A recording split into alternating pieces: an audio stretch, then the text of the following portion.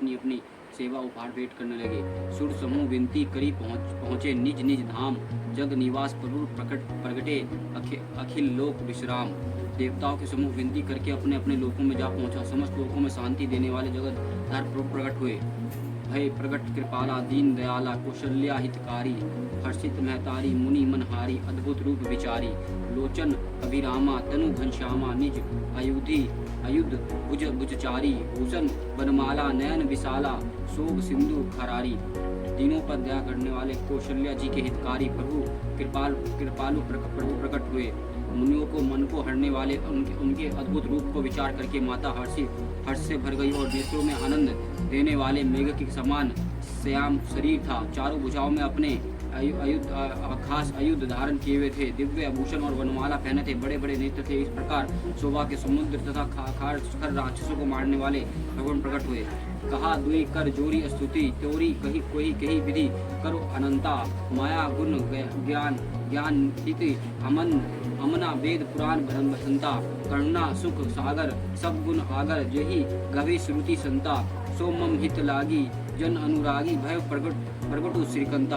दोनों हाथ जोड़कर माता कहने लगी, हे अनंत, मैं किस प्रकार तुम्हारी स्तुति करूं। वेद और पुराण तुमको माया गुण और ज्ञान के परे और परमा रहित बतलाते हैं। ऋतु और संतजन दया और सुख का समुद्र सब गुणों के धाम कहकर जिनकी कान करते हैं, वही भक्तों पर प्रेम करने वाले लक्ष्मीपति भगवान मेरी कल्याण के लिए प्रकट हुए हैं। ब्रह्मांड निकाय निर्मत माया रोम रोम प्रति वेद कहे। मम उर सो बसी यही उपहासी सुनत धीर मति खीर न रहे। उपहाजा जब ज्ञाना प्रभु मुस्काना चरित बहुत विधि कीना चाहे। कही कही कथा सुहाई मतु बुझाई जही प्रकार सुत प्रेम लाहे। वेद कहते हैं कि तुम्हारे प्रत्येक रोम में माया के रचे हुए अनेक ब्रह्मांडों का समूह है। वो तुम मेरे गर्भ में रहे और इस हंसी के बात को सुनने पर धीर विवेक पुरुषों की बुद्धि भी स्थिर नहीं रहती, विचलित हो जाती है। जब माता को ज्ञान का उत्पन्न हुआ तब प्रभु मुस्कुराए और वो बहुत ही प्रकार की चरित्र करना चाहते हैं। अतः उन्होंने पूर्व जन्म की सुंदर कथा कहकर माता को समझाया, जिससे उन्हें पुत्र का वात्सल्य प्रेम प्राप्त हो, भगवान की प्रति प्रभु पुत्र भाव हो जाए। माता पुनि बोली सो मति डोली तजु तत्व यही रूपा। कीजे सुसी लीला अति प्रियशीला यह सुख परम अनुपा। सुनी वचन सुजाना रोदन ठाना कोई बालक सुरभूपा। यही चरित जो गवाई हरिपद पवाई तो ते न प्रही भवपूपा। माता की वह बुद्धि बदल गई और तब वह फिर बोली, हे दत्त, यह रूप छोड़कर अत्यंत प्रिय बल लीला करो, मेरे लिए यह सुख परम अनुपम होगा। माता का यह वचन सुनकर देवताओं के स्वामी सुजन भगवान ने बालक रूप होकर रोना शुरू कर दिया। तुलसीदास जी कहते हैं कि जो इस चरित्र का गान करता है वह श्री हरि के पद पाते हैं और फिर संसार रूपी कूप में नहीं गिरते। विप्र धेनु सुर संतहित लीन्हा मनुज अवतारा निज इच्छा निर्मित तनु माया गुण गो पार। ब्रह्मांड गो देवता और संतों के लिए भगवान ने मनुष्य का अवतार लिया है। वह अज्ञान में माया और उसके गुणों सत्य रजतम और बाहरी तथा भीतरी इंद्रियों से परे हैं। उनका दिव्य शरीर अपनी इच्छा से ही बना है। कर्म बंधन से प्रवास होकर त्रिगुण आत्मक भौतिक पदार्थ द्वारा नहीं है। सुनी शिशु रुदन परम प्रिय बानी सब हम चली आई सब रानी। हर्षित जहाँ तहा दही दासी आनंद मंगल सकल पुरवासी। बच्चों का रोने का बहुत ही प्यारी ध्वनि सुनकर सब रानियां उतावली होकर दौड़ चली आई। दासी हर्षित होकर जहाँ तहा दौड़ी। सारे पुरवासी आनंद में मग्न हो गए। दशरथ पुत्र जन्म सुनी राकाना मुनि ब्रह्मन समाना परम प्रेम पर मन पुलक शरीरा चाहत उठन करत मति धीरा। राजा दशरथ जी पुत्र का जन्म कानों से सुनकर मानो ब्रह्मांड में समा गए। मन में अतिशय प्रेम है, शरीर पुलकित हो गया, अन्न में अनिल है। बुद्धि को धीरज देकर और प्रेम के शीतल और सुबह शरीर को संभालकर वह उठना चाहते हैं। जाकर नाम सुनत सब होई मोरे गृह आए आवा प्रभु सोई। परमानंद पुरी मन राजा कहा बुलोई बजऊ बाजा। जिनका नाम सुनने से कल्याण होता है वही प्रभु मेरे घर आए। यह सोचकर राजा का मन परम आनंद से पूर्ण हो गया। उन्होंने बाजे वालों को बुलाकर कहा, बाजा बजाओ।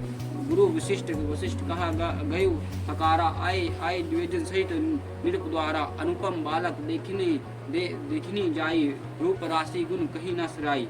गुरु वशिष्ठ जी ने पास बुलवाया। गुरु वशिष्ठ जी के पास बुलवाया गया। वह ब्राह्मणों को साथ लिए राज दरबार पर आए। उन्होंने जाकर अनुपम बालकों को देखा जो रूप की राशि और जिसके गुण कहने से समाप्त नहीं था। नंदी मुख सारद करी जत कर्म सब कीन्हा, फटके धेनु बसन मणि नृप विप्रना कहा दीन्हा। फिर राजन ने निमुख श्रद्धा करके जब जात कर्म संसार आदि किए और ब्राह्मणों को सोना गो वस्त्र वनियों का दान दिया। ध्वजा पताक तोरण पुर छावा, कहीं न जाई जो ही बती बनावा। सुमन विशिष्ट आकाश ते होई, ब्रह्मानंद मगन सब लोई। ध्वजा पताका और तुरंत से नगर छा गए। जिस प्रकार से वह सजाया गया उसका तो वर्णन ही नहीं हो सकता था। आकाशों से फूलों की वर्षा हो रही है, सब लोग ब्रह्मांड में मगन हैं। ब्रंद मिली चली लोगवाई, सहज श्रृंगार किए उठी ढाई। कनक कलश मंगल भरी थारा, गवत पठेई भूप द्वारा। स्त्रियां झुंड के झुंड मिलाकर चली और स्वाभाविक श्रृंगार किए ही वह उठ दौड़ी और सोने का कलश लेकर वह थालों में मंगल द्रव्य भरकर गाती हुई राजा दरबार में प्रवेश करती। करी आरती न्यौछावर करही, बार सुसी चढ़नी परही। मगध सुती बंदकिन बंद बदिगन का गायक, पवन गुण गवाई रघुनायक। वो आरती करके निछावर करती और बार बच्चों के चरणों पर गिरती। मगध सुत वंदनी जन गवाए रघुकुल स्वामी के पवित्र गुणों का गान करते हैं। सर्वस्व दिन दान दिना सब कहूँ, यही पावा रखा नहीं तहु। मर्ग माद चंदन कुमकुम कीचा, मची सकल बितनी बीचा। राजा ने सब किसी को भरपूर दान दिया। जिसने पाया उसने भी रखा, और जिसने पाया उसने भी नहीं रखा, लुटा दिया। नगर की सब गलियों के बीच में कस्तूरी चंदन और केसर की कीच मच गई। ग्रह बज बादव शुभ प्रकट सुषमा कंद, हर्षवंत सब जहाँ तहाँ नगर नारी नर वृंद। घर मंगलमय बधावा बजने लगे, क्योंकि शोभकों को मूल भगवान प्रकट हुए हैं।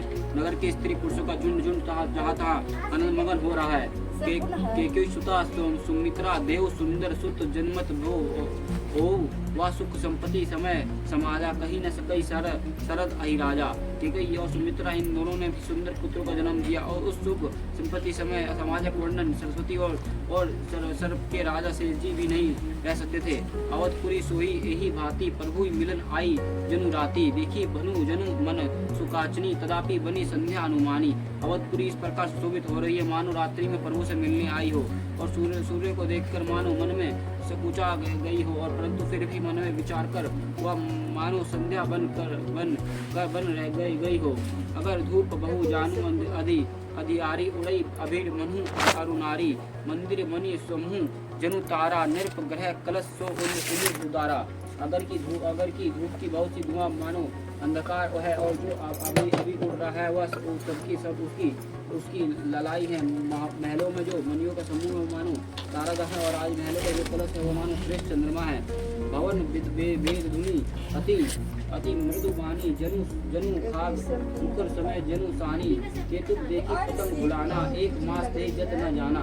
राजभवन में जो आती कोमल वाणी से वेद ध्वनि हो रही है, वह मानो समय अनुकूल सानी सही हुई पक्षियों की चहचहाट है। वो केतुक देखकर सूर्य भी भूल गए, और एक महीने उन्होंने जाता हुआ न जाना, अर्थात उन्हें एक महीने वही बीत गया। मास दिवस